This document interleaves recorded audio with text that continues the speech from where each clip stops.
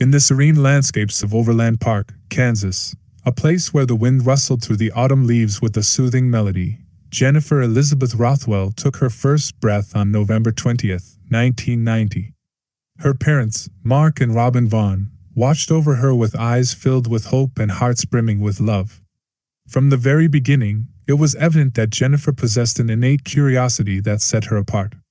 At Park Hill High School in bustling Kansas City, her teachers noticed her exceptional intellect and unwavering dedication to her studies. Those early days of education were more than just a foundation. They were the building blocks of a brilliant mind, the roots of a formidable personality. The hallowed halls of the Royal University of Missouri-Columbia became the crucible in which Jenifer's passion for learning transformed into academic excellence. Here, amidst the towering bookshelves and echoing lecture halls, she found herself drawn to the world of scientific inquiry. It was here that she crossed paths with Bo Rothwell, a fellow student whose intellect matched her own. They became not just study partners, but intellectual companions, their minds intertwining in a dance of ideas and theories. Their collaboration transcended the boundaries of academia and bloomed into a profound connection. The year 2015 dawned as a testament to their shared perseverance and dedication. Graduating from the University of Missouri-Columbia was not just a milestone. It was a triumph of their intellectual prowess and a promise of a future filled with endless possibilities. With their degrees in hand, they ventured out into the world, ready to face its challenges together. Jenifer's professional journey led her to the DuPont Chesterfield office in St. Louis, Missouri, where she assumed the role of a process engineer. Her days were marked by diligence and expertise, qualities that earned her the respect of her colleagues.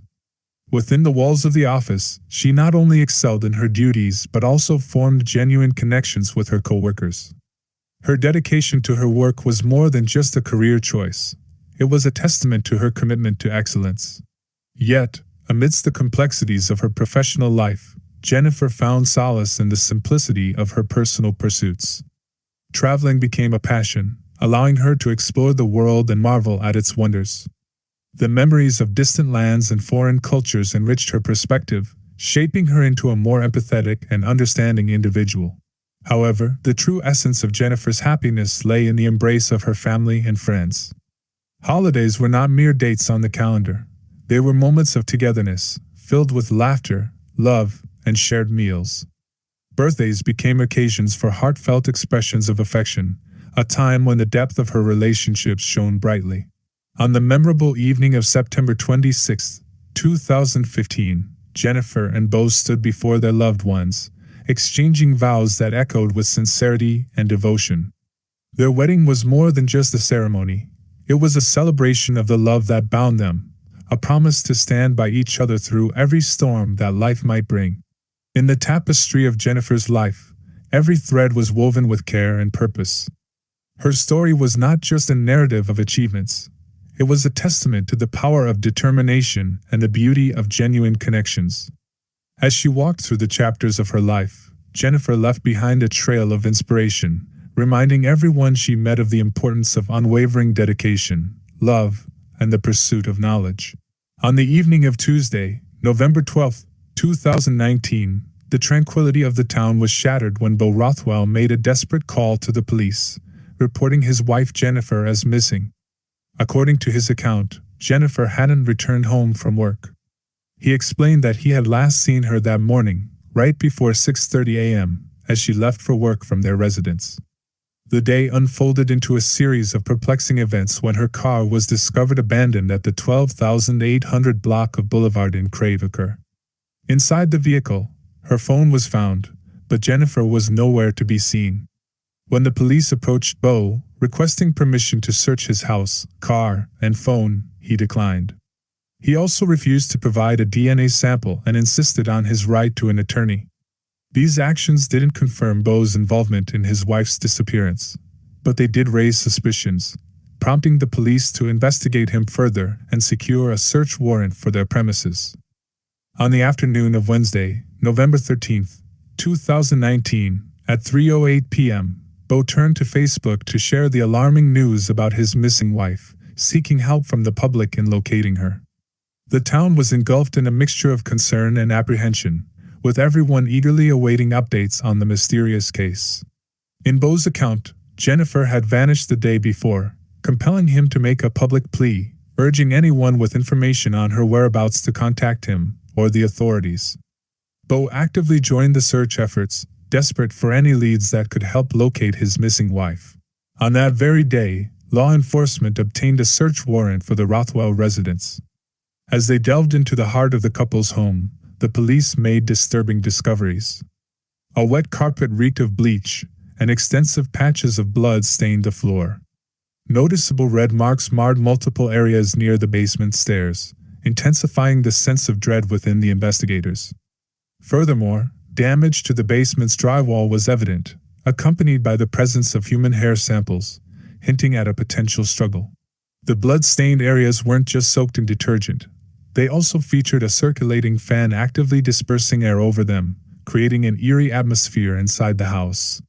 These unsettling findings cast a shadow of fear over the neighborhood, raising chilling questions about what might have transpired within the walls of the Rothwell residence. Oddly, the basement windows stood wide open despite the biting winter cold, adding an element of mystery to the grim scene. Detectives, driven by an unyielding determination to unearth the truth, expanded their search to a nearby trash can strategically placed at the curb of the Rothwell residence. Inside, they uncovered a trove of cleaning supplies, including rubber gloves and paper towels, all tainted with suspicion. Amidst these cleaning materials lay a damning piece of evidence, a receipt indicating the recent purchase of these items from a local grocery store. What sent shivers down the investigators' spines was the peculiar method of payment Beau employed. He had chosen to use a gift card, a move seemingly calculated to erase any trace of the purchase from his credit card records.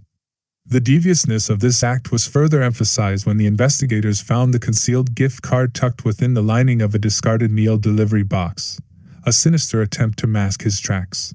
This purchase of cleaning products shattered Beau's alibi, contradicting his earlier insistence that he had stayed home with his wife throughout the entire night. The mounting evidence painted a chilling picture, suggesting a disturbing and calculated series of events had unfolded within the walls of the Rothwell residence. Within the dim confines of the couple's garage, law enforcement stumbled upon Beau's 2015 GMC Canyon pickup truck. An overwhelming and distinct aroma of bleach hung in the air, seeping from the securely covered bed of the vehicle. Following a meticulous search of both the house and the truck, the net around Beau tightened, leading to his eventual arrest. On a fateful Thursday morning, November 14th, at 8:45 a.m., the St. Louis County Police made a grave announcement, reclassifying the puzzling disappearance of Jenifer Rothwell from a mere missing persons case to a chilling homicide. The turn of events swiftly escalated as authorities made a decisive move, formally charging Beau Rothwell with tampering with evidence. This charge stemmed from his apparent efforts to erase any trace of the violent events that had unfolded within the Rothwell residence. Initially, Beau had woven a tale for the police, claiming that he and Jenifer had spent the night peacefully at home, engrossed in cooking shows. However, this narrative crumbled under the weight of damning evidence. A receipt surfaced, revealing Beau's purchase of cleaning supplies from a local grocery store at 9:22 p.m. that same evening. Surveillance footage from the Deerbiggs grocery store irrefutably confirmed the purchase, tearing apart Beau's carefully crafted facade. The web of lies unraveled further on the following day, Friday, November 15th, when Beau Rothwell found himself facing a far graver charge: second-degree murder. As the truth began to claw its way to the surface, a pivotal moment arrived on Monday, November 18th. Accompanied by his attorney, Charles Barbario, Beau met with detectives. In this critical meeting, Beau broke his silence, revealing the grim location where his wife's lifeless body could be found. In a solemn statement, Beau's attorney affirmed his client's active cooperation with law enforcement. "My client and I are working closely with the St. Louis County Police Department and the St. Louis County Prosecutor's Office to bring closure to this case and to all parties involved. At this moment, we have no further details to release and request privacy on behalf of the grieving families." With these revelations, the wheels of justice were set in motion. At 5:15 p.m., a comprehensive search operation unfolded. A united front of detectives from the Bureau of Crimes Against Persons, the Special Response Unit, the Metro Air Support Unit, and various other law enforcement personnel embarked on a grim journey, determined to unearth the truth behind the heinous crime that had sent shockwaves through the community. In the shadowy depths of an area off Highway 61, approximately an hour northwest of St. Louis, the search unfolded with grim determination. A specialized team comprising nearly 50 investigators and canine officers threw themselves into the daunting task at hand. Along the highway, law enforcement officers stood shoulder to shoulder, forming a determined line against the challenging backdrop of rugged terrain. Their search, unyielding and methodical, stretched on for 5 grueling hours. Then, as the evening descended and darkness began to shroud the landscape, a chilling moment arrived. At precisely 8:20 p.m., Officer Matthew Zufall, his eyes scanning the treacherous surroundings, made a devastating discovery. There, amidst the unforgiving wilderness, lay a lifeless, pallid female form, her face obscured by a sinister black bag. The body, curled into a fetal position, was artfully concealed beneath a tangle of unforgiving brush, twigs, and branches. The desolate location, a desolate 45-mile stretch from the Rothwell residence, was an eerie spot near Cuivre River State Park. Law enforcement officials, baffled by the unexpected connection to this remote area, could find no apparent link between Bo Rothwell and this forlorn landscape. On a chilling Wednesday, November 20th, the truth came to light. At 9 a.m., the St. Louis County Police, with heavy hearts, confirmed the unthinkable. The lifeless body discovered belonged to none other than Jenifer Rothwell.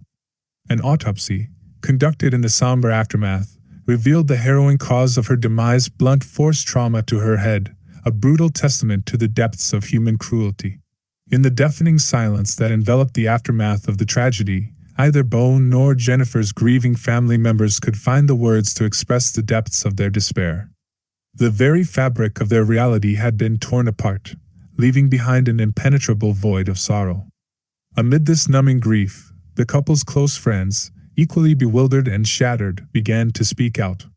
To them, the revelation of the horrific incident was an unfathomable shock, for they had witnessed no signs of tension or discord between Bo and Jenifer, not even a whisper of conflict in the days preceding the dreadful event. It was a peculiar kind of horror, amplified by the absence of any prior incidents that might have foreshadowed this tragedy. Their home had never echoed with the ominous footsteps of law enforcement officers. No police visits had ever marred the tranquility of their lives. In fact, a mere few days before the world shattered into irreparable fragments, the couple had attended a fundraiser for the South Side Early Childhood Center. The event, held on November 9th at St. Mary's High School, was an ordinary act, one that now stood in stark contrast to the unfathomable darkness that had descended upon their lives. Bo Rothwell, a man with a seemingly unblemished past, had no prior convictions to his name. He had been a resident of the St. Louis area since 2013, his life unfolding in the quiet corners of a seemingly ordinary existence. Yet beneath this veneer of normalcy lurked an unsettling revelation. In the weeks following the tragedy, as the quietude of mourning settled like dust upon the community, the case took a chilling turn. In early December 2019, the ominous shroud of silence was pierced by the unsealing of warrants associated with the case. Within the confines of those legal documents lay a staggering revelation. Jenifer, at the time of her tragic murder, was approximately 6 weeks pregnant. The chilling implications of this revelation hung heavy in the air, casting a shadow of unfathomable darkness upon an already incomprehensible crime. Amidst the digital trail left by Jenifer, a chilling revelation came to light. Her phone's web searches revealed that she had been researching what to do if your husband is upset about your pregnancy shortly before her untimely demise. This haunting information illuminated a possible motive in the case, painting a grim portrait of desperation and despair. As the trial unfolded, Bo Rothwell made a shocking decision. He chose to take the stand in his own defense, a move that would unveil the dark underbelly of their relationship. In a courtroom heavy with anticipation, he confessed to the killing of Jenifer, although he maintained that it wasn't a premeditated act. According to his harrowing account, The tragic incident had unfolded during a heated argument with Jenifer on the evening of her death, a dispute that revolved around his extramarital affair. Beau's defense lawyer, Charles Barbario, shed light on the complex dynamics within the Rothwell marriage. The couple had been actively trying to conceive a child since 2018, their unsuccessful attempts fueling Beau's involvement in an extramarital affair in 2019. However, a significant twist of fate occurred in October of that year when they received the news that Jenifer was pregnant. This revelation added a layer of complexity to their already strained relationship, setting the stage for a devastating culmination of events. In the courtroom, Beau recounted the turbulent moments leading up to Jenifer's tragic demise. He claimed that he had kept the identity of the other woman a secret. In the heat of the argument that fateful evening, Jenifer allegedly uttered words that shattered the fragile peace between them. She declared that he could keep the mysterious woman and revealed that she was pregnant from another man. According to Beau's testimony, this revelation plunged him into what he described as a red haze of rage and despair. In this frenzied state, he admitted to striking Jenifer in the head from behind, using a mallet as a weapon. As she stumbled away, disoriented and hurt, he struck her again, consumed by a maelstrom of emotions that ultimately led to the tragic end of Jenifer's life. The second blow proved fatal, causing Jenifer to lose consciousness and tumble down the stairs, her life ending tragically at the hands of her husband.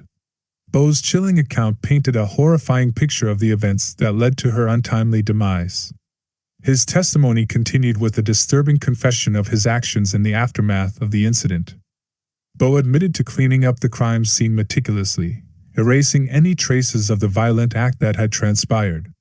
In a macabre and calculated move, he discarded Jenifer's lifeless, naked body in the dense woods, a desperate attempt to rid himself of the damning evidence. His motive for stripping her body remained murky, a detail he vaguely explained as something he had seen on crime shows, perhaps a misguided effort to conceal the crime. The influence of television crime dramas seemed to have played a role, leading him down a dark path of deception and desperation. To further muddy the waters and obscure the truth, Beau devised a series of elaborate lies. He abandoned Jenifer's car, strategically placing it as if she had encountered vehicular trouble on her way to work. A web of deceit unfolded as he sent text messages to her phone, fabricating a facade of concern for her well-being, all the while concealing the sinister reality of her fate. Each action he took was meticulously calculated, a sinister dance of deception woven to mask the heinous crime he had committed. In a staggering display of duplicity, Beau even went so far as to join search parties, actively participating alongside Jenifer's family and colleagues, all while concealing the monstrous truth beneath a facade of concern. This deceitful masquerade added a sinister layer to the unfolding tragedy, highlighting the depth of Beau's deception. The case took an even more harrowing turn when a paternity test definitively confirmed that Beau was the biological father of Jenifer's unborn child. In response, the prosecution argued that Beau had been fully aware of this fact from the beginning and had meticulously orchestrated the murder of his wife. Their case rested on damning text messages Beau had exchanged with his girlfriend, discussing the possibility of leaving his marriage if Jenifer were to miscarry or if some other unfortunate event occurred. These messages provided a chilling glimpse into Beau's calculated mindset, revealing a man who had meticulously planned his actions. Prosecutors painted Beau Rothwell as a methodical individual in his daily life, and during the trial, they argued that his actions during the killing demonstrated clear premeditation under the law. Prosecutor Tom Smith emphasized, "He deliberated when he acquired the weapon. He deliberated when he drew it back. He deliberated when he brought it down on her head. It was all part of his plan."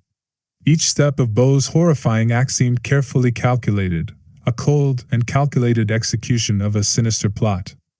In the aftermath of the grueling trial, the prosecution's argument resonated with the jury, underscoring that the actions leading to Jenifer's death were not impulsive but rather a meticulously planned course of events. The jury, after careful deliberation on April 28, 2022, rendered their verdict. Beau was found guilty of murder in the first degree. When July 2022 arrived, so did Beau's sentencing, a life term in prison without the possibility of parole, a just consequence for his chilling crime. In addition to the life sentence, the judge imposed a 4-year term for tampering with evidence, these sentences to run concurrently.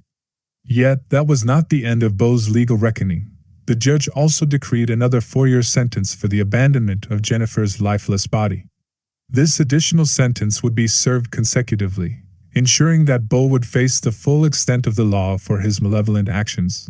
After the sentencing, St. Louis County Prosecutor Wesley Bell briefly addressed the media, his words echoing a mix of relief and somber determination. The courtroom's closure on this dreadful chapter, while offering some solace, served as a stark reminder of the darkness that could dwell within seemingly ordinary lives. The legal system, with its meticulous proceedings and unyielding pursuit of justice, stood as a beacon of hope for a society striving to make sense of such unimaginable tragedies. Absolutely. We obviously issued this case as a murder first, and as was stated in sentencing today, we never made any other offers. That was not an option. We felt that this individual needed to be held accountable for his actions, and that's what we were intent on doing.